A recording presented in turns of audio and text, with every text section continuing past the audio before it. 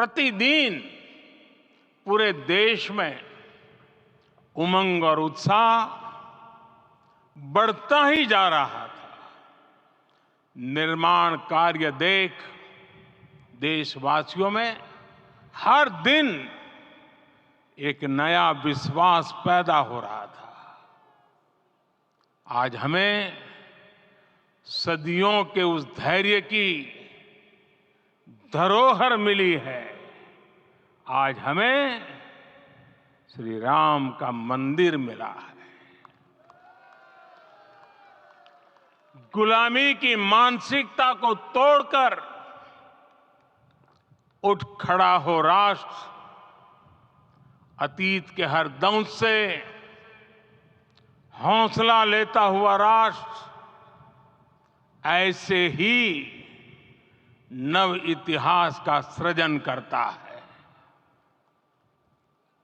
आज से 1000 साल बाद भी लोग आज की इस तारीख की, आज के इस पल की चर्चा करेंगे। और ये कितनी बड़ी राम कृपा है कि हम सब इस पल को जी रहे हैं, इसे साक्षात घटित होते देख रहे हैं। आज दिन दिशाएं, दिग दिगंत सब दिव्यता से परिपूर्ण है। ये समय सामान्य समय नहीं है।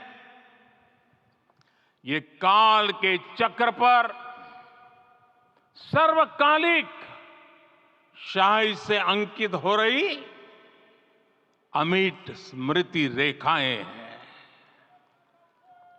साथियों, हम सब जानते हैं कि जहां राम का काम होता है वहां पवन पुत्र हनुमान अवश्य विराजमान होते हैं।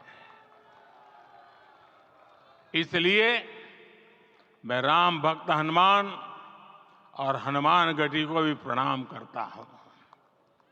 मैं माता जानकी, लक्ष्मण जी, भरत, शत्रुघ्न सबको नमन करता हूं। मैं पावन अयोध्यापुरी और पावन सरयू को भी प्रणाम करता हूं। मैं इस पल दैवीय अनुभव कर रहा हूं कि जिनके आशीर्वाद से ये महान कार्य पूरा हुआ है। वे दिव्य आत्माएं, वे दैवीय विभूतियां भी इस समय हमारे आसपास उपस्थित है। मैं इन सभी दिव्य चेतनाओं को भी कृतज्ञता पूर्वक नमन करता हूं। मैं आज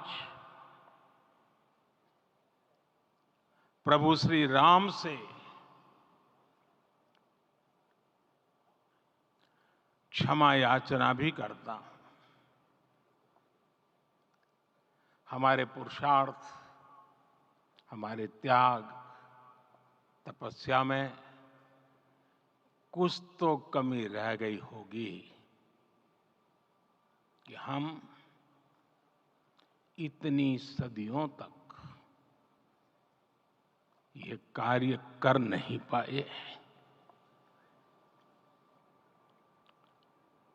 आज वो कमी पूरी हुई है।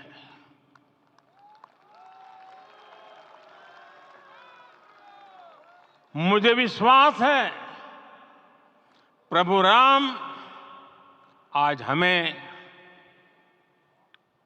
अवश्य क्षमा करेंगे। मेरे प्यारे देशवासियों, त्रेता में राम आगमन पर पूज्य संत तुलसीदास जी ने लिखा है, प्रभु बिलो की हर से पुरबासी, जनित वियोग विपत्ति समनासी। अर्थात प्रभु का आगमन देकर ही सब अयोध्यावासी, समग्र देशवासी हर्ष से भर गए। लंबे वियोग से जो आपत्ति आई थी उसका अंत हो गया। उस कालखंड में तो वो वियोग केवल 14 वर्षों का था। तब भी इतना असह्य था।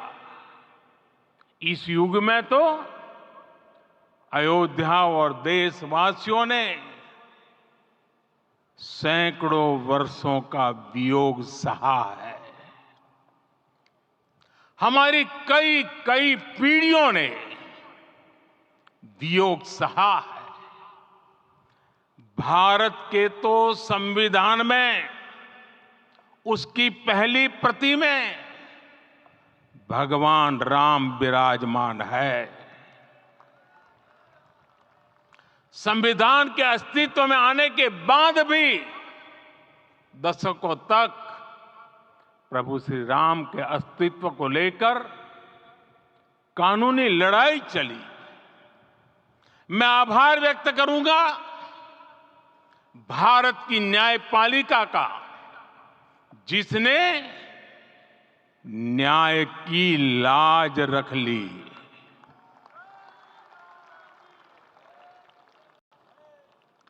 न्याय के पर्याय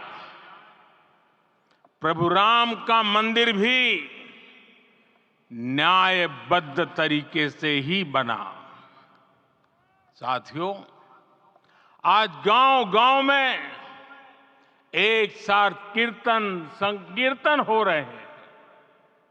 आज मंदिरों में उत्सव हो रहे हैं। स्वच्छता अभियान चलाए जा रहे हैं। पूरा देश आज दीपावली मना रहा है। आज शाम घर घर राम ज्योति प्रज्वलित करने की तैयारी है। कल मैं श्री राम के आशीर्वाद से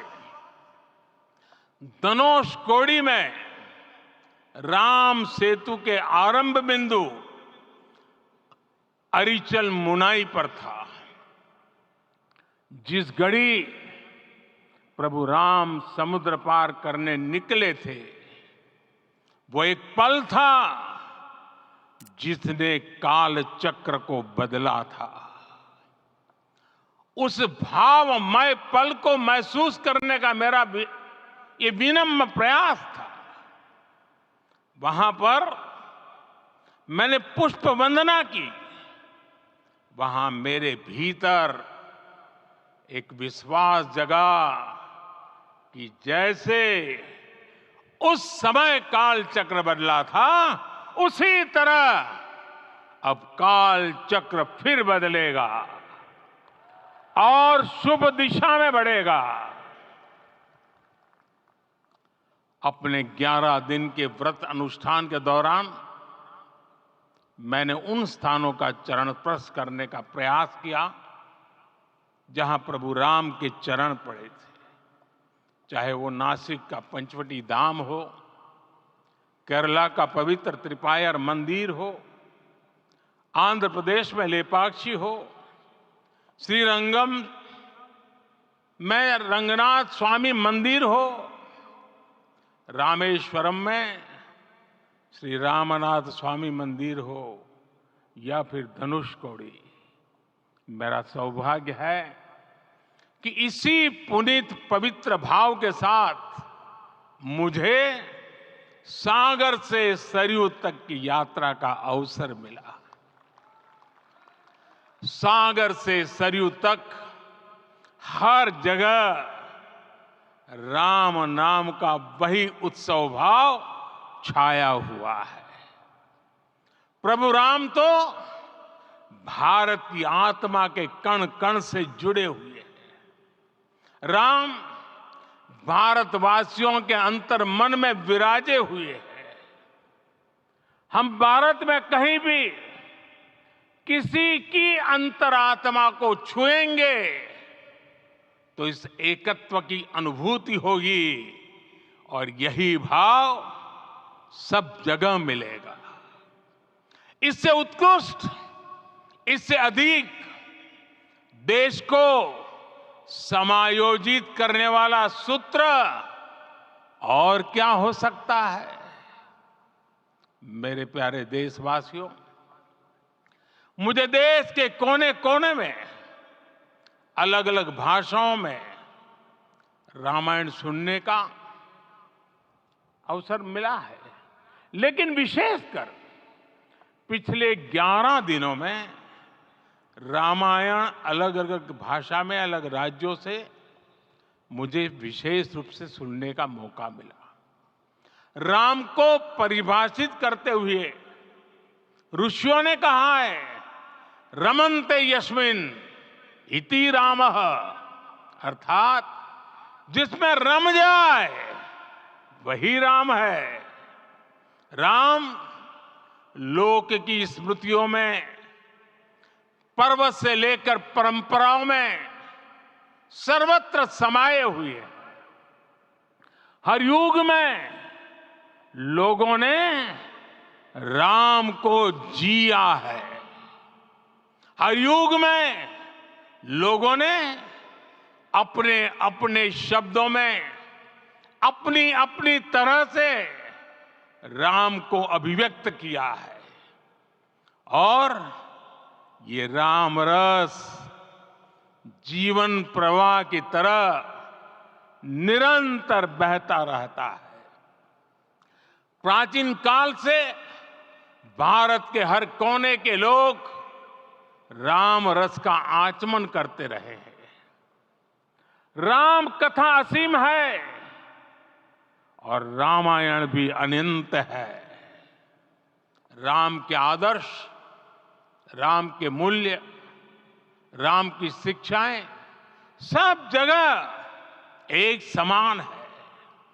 प्रिय देशवासियों, आज इस ऐतिहासिक समय में देश उन व्यक्तित्वों को भी याद कर रहा है जिनके कार्य और समर्पण की वजह से आज हम ये शुभ दिन देख रहे हैं।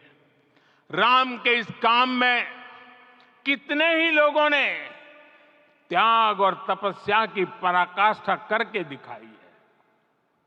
उन अनगिनत राम भक्तों के, उन अनगिनत कार सेवकों के और उन अनगिनत संत महात्माओं के हम सब ऋणी हैं। साथियों, आज का ये अवसर उत्सवता का क्षण तो है ही, लेकिन इसके साथ ही यह क्षण भारतीय समाज की परिपक्वता के बोध का भी क्षण है। हमारे लिए ये अवसर सिर्फ विजय का नहीं, विनय का भी है। दुनिया का इतिहास साक्षी है कि कई राष्ट्र अपने ही इतिहास में उलझ जाते हैं। ऐसे देशों ने जब भी अपने इतिहास की उलझी हुई गांठों को खोलने का प्रयास किया, उन्हें सफलता पाने में बहुत कठिनाई आई, बल्कि कई बार तो पहले से ज्यादा मुश्किल परिस्थितियां बन गई। लेकिन हमारे देश ने इतिहास की इस गांठ को जिस गंभीरता और भावुकता के साथ खोला है, वो ये बताती है कि हमारा भविष्य हमारे अतीत से बहुत सुंदर होने जा रहा है। वो भी एक समय था जब कुछ लोग कहते थे कि राम मंदिर बना तो आग लग जाएगी। ऐसे लोग भारत के सामाजिक भाव की पवित्रता को नहीं जान पाए। रामलला के इस मंदिर का निर्माण भारतीय समाज के शांति, धैर्य, आपसी सद्भाव और समन्वय का भी प्रतीक है। हम देख रहे हैं ये निर्माण किसी आग को नहीं बल्कि ऊर्जा को जन्म दे रहा है। राम मंदिर समाज के हर वर्ग को एक उज्जवल भविष्य के पथ पर बढ़ने की प्रेरणा लेकर आया है। मैं आज उन लोगों से आह्वान करूंगा, आइए आप महसूस कीजिए, अपनी सोच पर पुनर्विचार कीजिए। राम आग नहीं है, राम ऊर्जा है।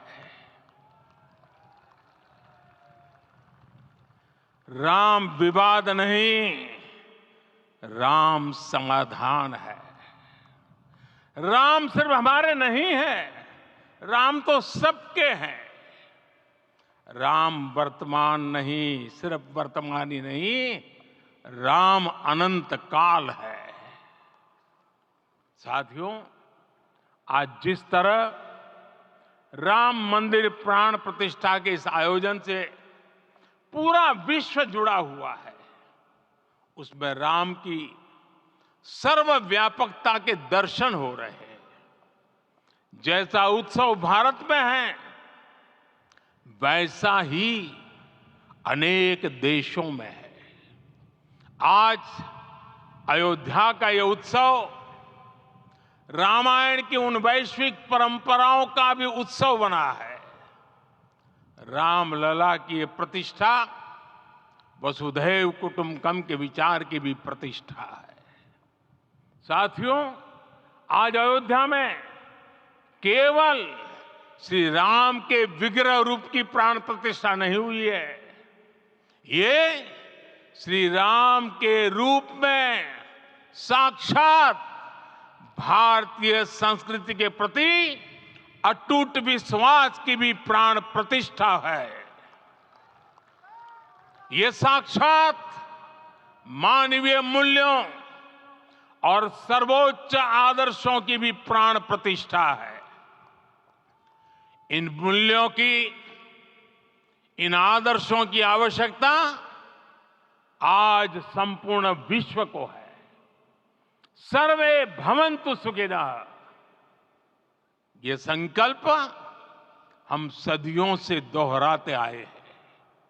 आज उसी संकल्प को राम मंदिर के रूप में साक्षात आकार मिला है। ये मंदिर मात्र एक देव मंदिर नहीं है, ये भारत की दृष्टि का, भारत के दर्शन का, भारत के दिग्दर्शन का मंदिर है। ये राम के रूप में राष्ट्र चेतना का मंदिर है। राम भारत की आस्था है, राम भारत का आधार है, राम भारत का विचार है, राम भारत का विधान है, राम भारत की चेतना है, राम भारत का चिंतन है, राम भारत की प्रतिष्ठा है, राम भारत का प्रताप है, राम प्रवाह है, राम प्रभाव है, राम नेति भी है, राम नीति भी है, राम नित्यता भी है, राम निरंतरता भी है, राम विभु है, व्यापक है, विश्व है, विश्वात्मा है। और इसलिए जब राम की प्रतिष्ठा होती है तो उसका प्रभाव वर्षों या शताब्दियों तक ही नहीं होता, उसका प्रभाव हजारों वर्षों के लिए होता है।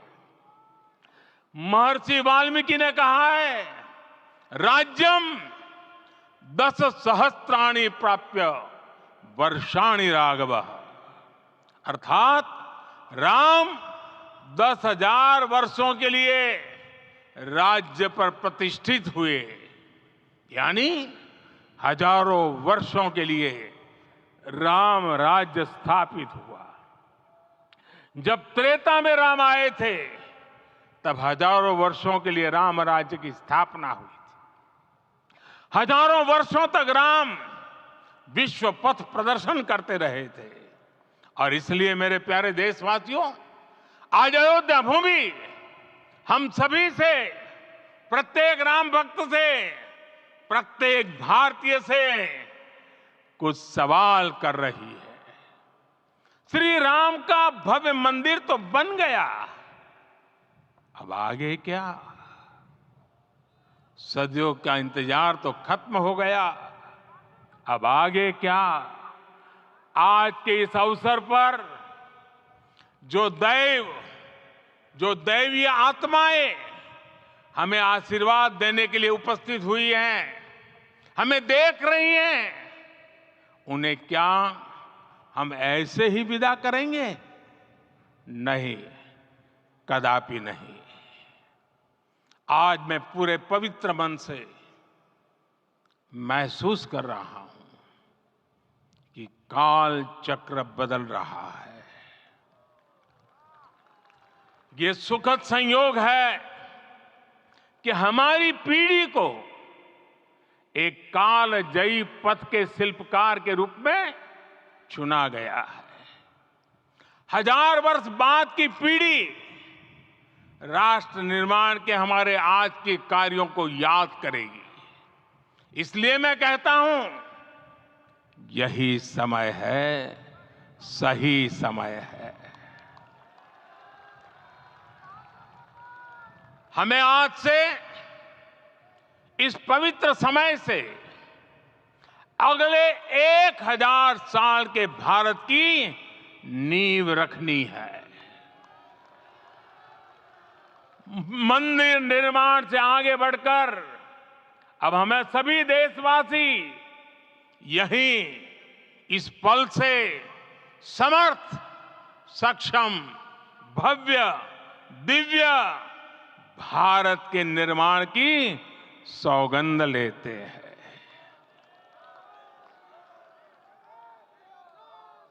राम के विचार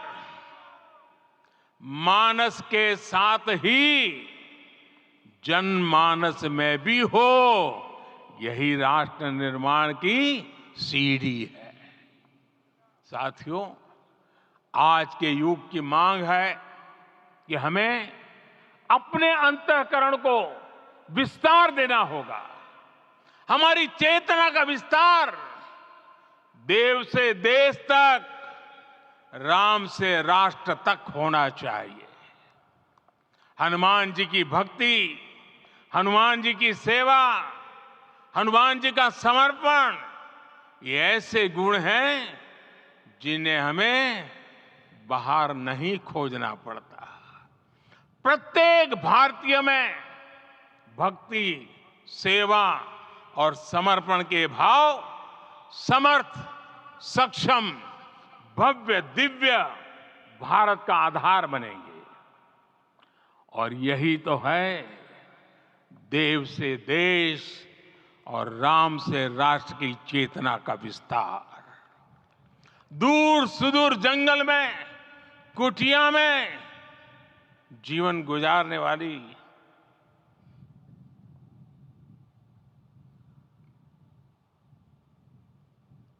मेरी आदिवासी मां शबरी का ध्यान आते ही अप्रतिम विश्वास जागृत होता है। मां शबरी तो कब से कहती थी, राम आएंगे।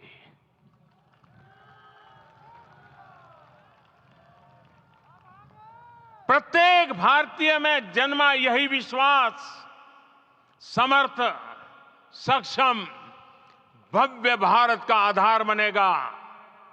और यही तो है देव से देश और राम से राष्ट्र की चेतना का विस्तार। हम सब जानते हैं कि निषाद राज की मित्रता सभी बंधनों से परे है।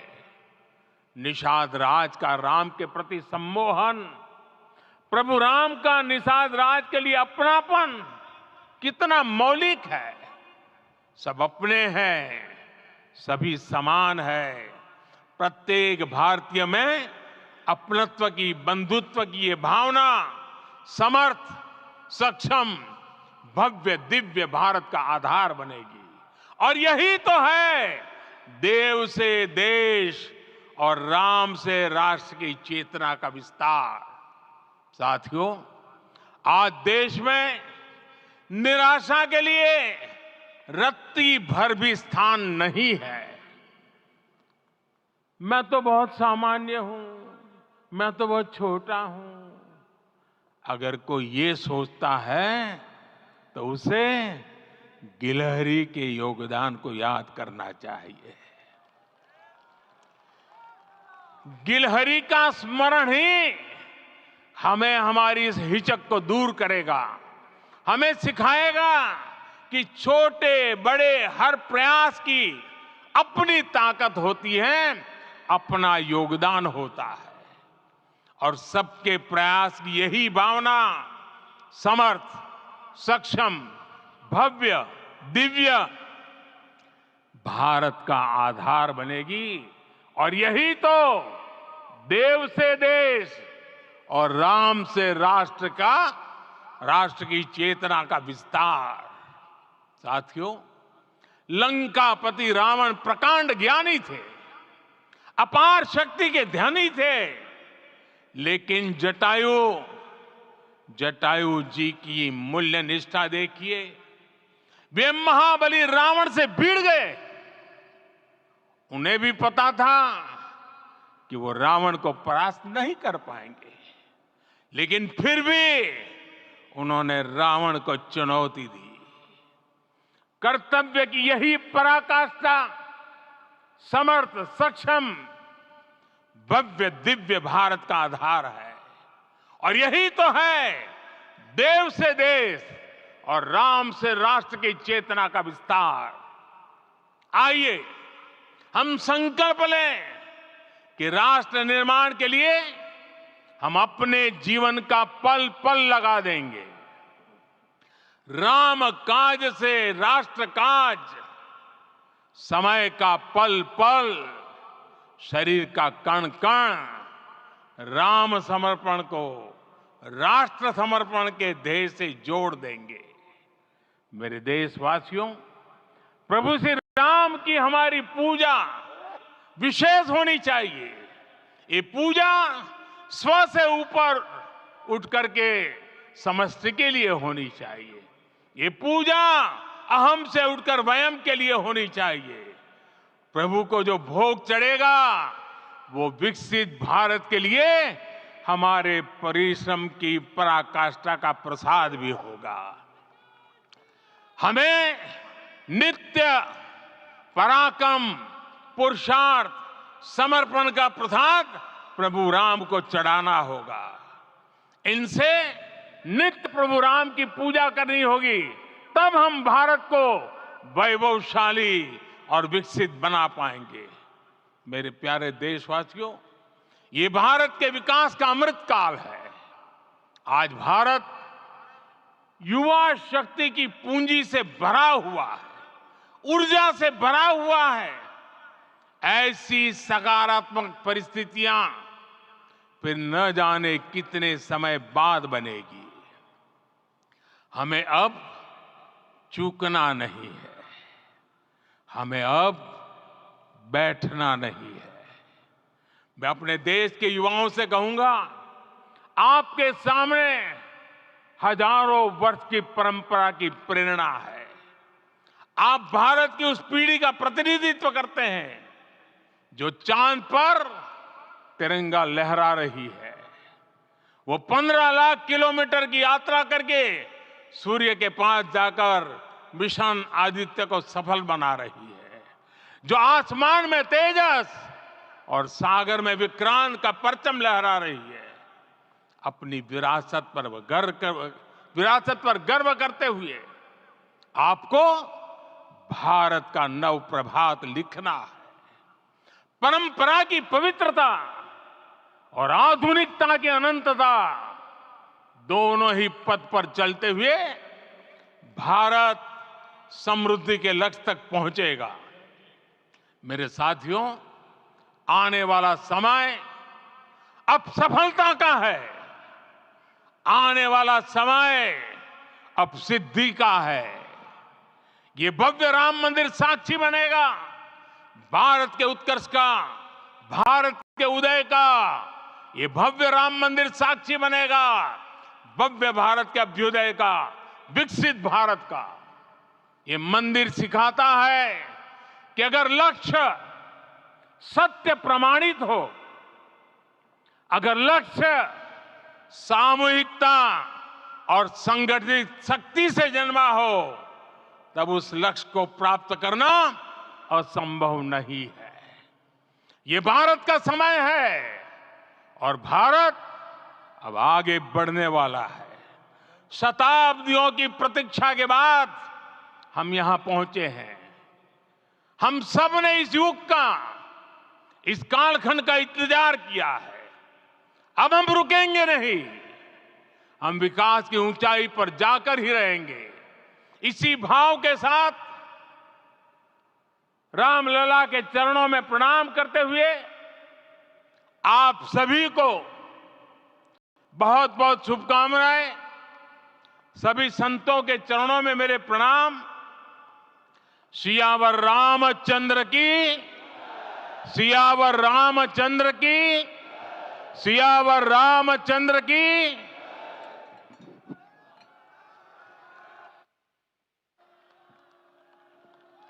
मैं आपसे निवेदन करूंगा, अभी थोड़ा आसन ग्रहण करिए। माननीय प्रधानमंत्री जी यहाँ से कुबेर टीला की ओर प्रस्थान करेंगे।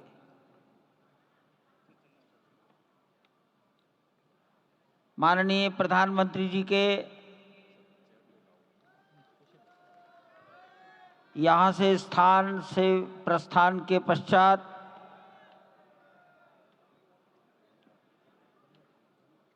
हमारे महंत नृत्य गोपाल दास जी के शिष्यगणों से निवेदन करूंगा, मंच पर आकर उनको नीचे की ओर ले जाए।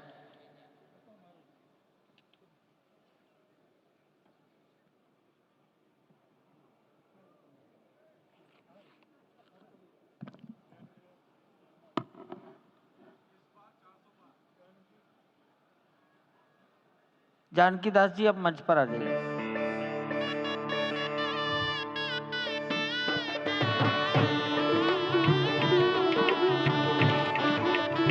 माननीय मोहन राव जी, भैया जी कहीं मिलेंगे।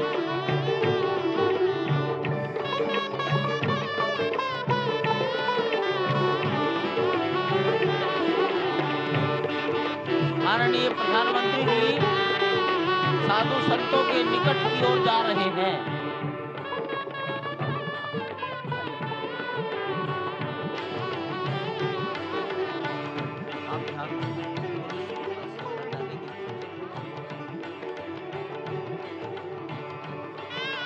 माननीय प्रधानमंत्री जी बहुत निकट पहुंच गए हैं संत महापुरुषों के।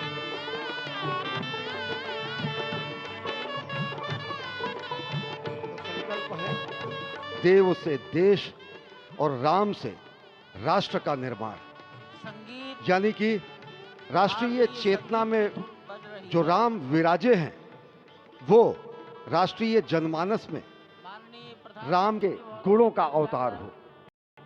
मानस में जो राम हैं, उनके गुणों का भारत के जनमानस में अंगीकार हो। निश्चित तौर से राष्ट्र निर्माण के 1000 वर्षों का जो स्वप्न प्रधानमंत्री नरेंद्र मोदी ने दिखाया है, वह निश्चित तौर से पूरी दुनिया के सामने भारत भारतीयता को नए रूप में व्याख्यायित करता है, सनातन संस्कृति को नए स्वरूप में व्याख्यायित करता है। हमारी ही संस्कृति कहती है, संगच्छध्वम संवदध्वम संवो मनांसि जानताम। हमारी ही संस्कृति कहती है, सहना भवतु सहनौ भुनक्तु। हमारी ही संस्कृति कहती है कि हम विश्व बंधुत्व के लिए अपना सर्वस्व न्यौछावर करें, राष्ट्र निर्माण में अपना सर्वस्व अंशदान करें।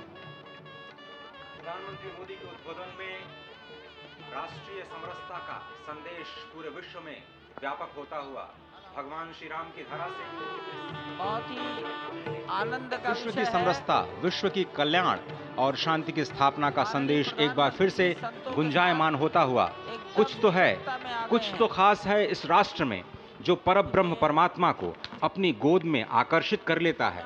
कुछ तो खास है इस अयोध्या धाम में जो निर्गुण निराकार परब्रह्म को सगुण साकार बना देता है। कुछ तो खास है इस राष्ट्र की धूल में, इस राष्ट्र के अन्न में जो मां कौशल्या के गर्भ में उस राम को उत्पन्न कर देता है पुत्र के रूप में, और उनकी गोद में पुत्र के रूप में परब्रह्म को खेलने पर विवश कर देता है। कुछ तो खास है इस राष्ट्र में जो भक्तों की भावना के अनुरूप अनंत अनंत रूप में भगवान अपने भक्तों को दर्शन देते हैं। राम सबके हैं, राम सर्वत्र हैं, और इसीलिए आज एक ऐसे ही अद्भुत अलौकिक स्वरूप में, बाल रूप में 5 वर्ष के राघव अब अपने भक्तों को नए नवीन नूतन दर्शन के लिए पधार चुके हैं। स्वागत कीजिए भगवान श्री राम का इस नए अवतार में। आज के इस अलौकिक दिव्य द्वादशी की तिथि में, जब कूर्म अवतार का दिन, आज भगवान श्री राम ने एक बार फिर से अवतार लिया। धराधाम, अयोध्या धाम, सरयू, सब कुछ प्रसन्न, आनंदित, उल्लसित। और अभिवादन स्वीकार कर रहे हैं प्रधानमंत्री नरेंद्र मोदी। यहाँ पर पहुंचे हुए संत समाज का, आम जन का, जनता जनार्दन का, विशिष्ट अतिथियों का। आज अयोध्या धाम में भगवान श्री राम के मंदिर में प्राण प्रतिष्ठा कार्यक्रम इस मायने में भी विलक्षण है क्योंकि समूची भारत की सारी परंपरा, सभी धर्म, संप्रदाय, मत, पंथ, सबका यहाँ पर सम्मेलन हुआ है। एक यहाँ पर ऐसा समागम हुआ है जो सनातन संस्कृति के शाश्वत स्वरूप को स्थापित करता है।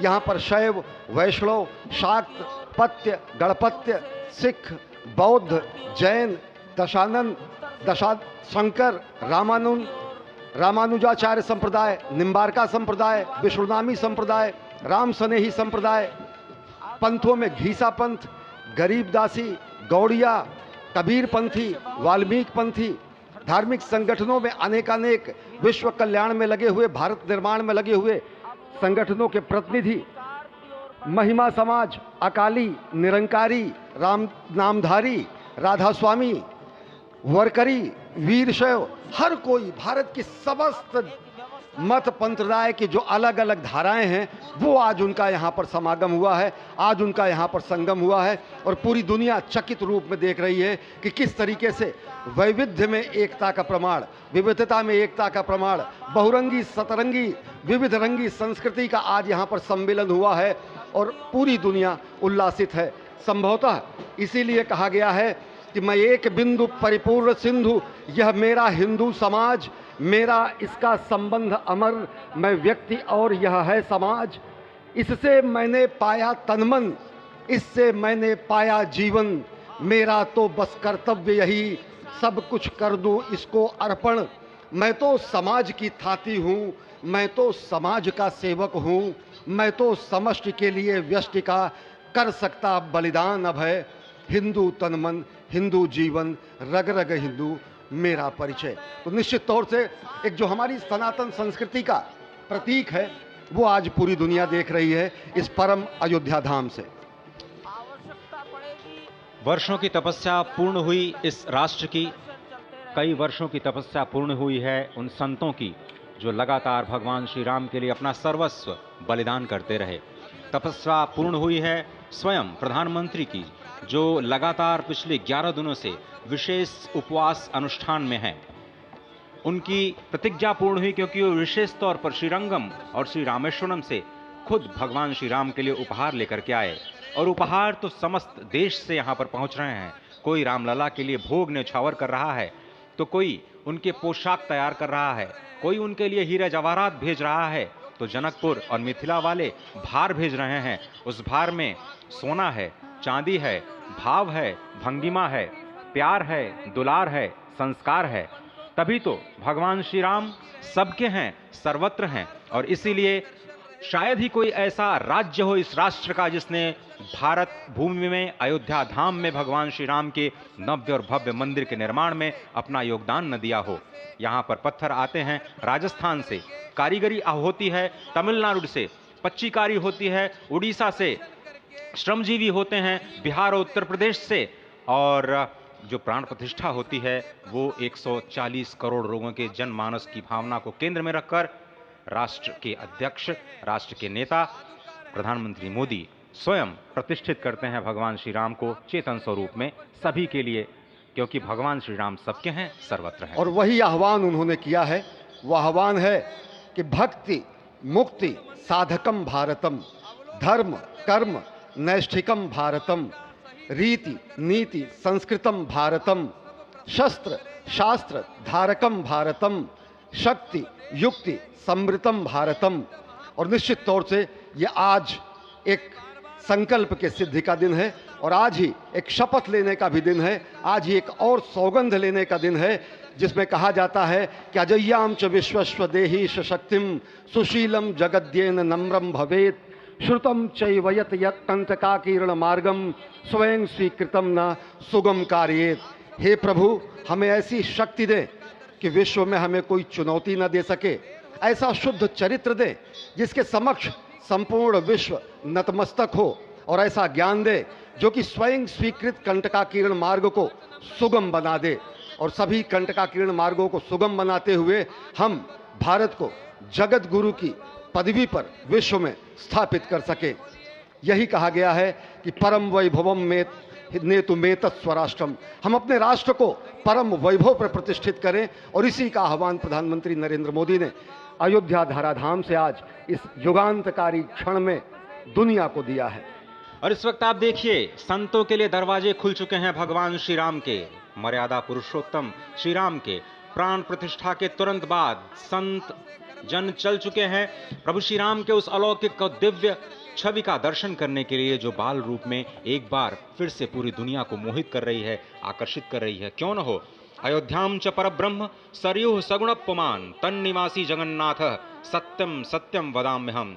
भगवान शिव जो कि जगत गुरु हैं, भगवान शिव जो श्री राम के सखा हैं, भगवान शिव जो श्री राम के स्वामी हैं, स्वयं मां पार्वती से कहते हैं कि अयोध्या जो परब्रह्म स्वरूपा है, सरयू का तीर्थ जो कि साकार जलाकार परम पुरुष परमात्मा की स्वरूपा है, उस अयोध्या के निवासी समस्त जीव जगन्नाथ स्वरूप हैं।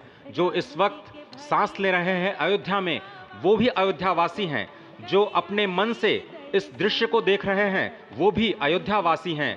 जो परिकल्पना कर रहे हैं कि वो कभी अयोध्या आएंगे, भगवान श्री राम के दर्शन करेंगे, वो भी इस वक्त अयोध्या वासी हैं। और अयोध्या वासी हैं इसीलिए जगन्नाथ स्वरूप हैं।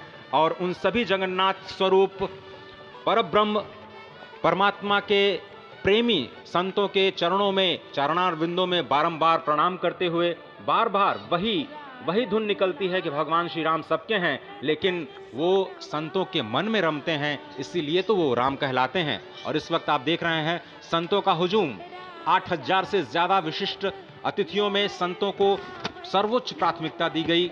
और अनेकानेक बलिदानों के बाद जो आज प्राप्त हुआ है अयोध्या की धरा को, भारतवर्ष की धरा को, आज संत विह्वल होंगे, उनके नयन सजल होंगे भगवान श्री राम को अपने बीच पाकर, अपने बीच एक नव्य और भव्य रूप में पाकर, उस कृष्ण वर्ण की 5 वर्ष के बालक के रूप में राघव को पाकर, जो आज कलयुग में त्रेता युग से उतर करके आए हैं और सभी को दर्शन कर किरदार दे रहे हैं। कितनी अलौकिक छवि, कितनी दिव्य छवि। आप भी अपने हृदय में उनको समा लेना चाहते होंगे, संजो लेना चाहते होंगे, और आप सभी का मन कर रहा होगा कि एक बार तो आए अयोध्या में और अयोध्यावासी बन जाए, स्वयं जगन्नाथ बन जाए।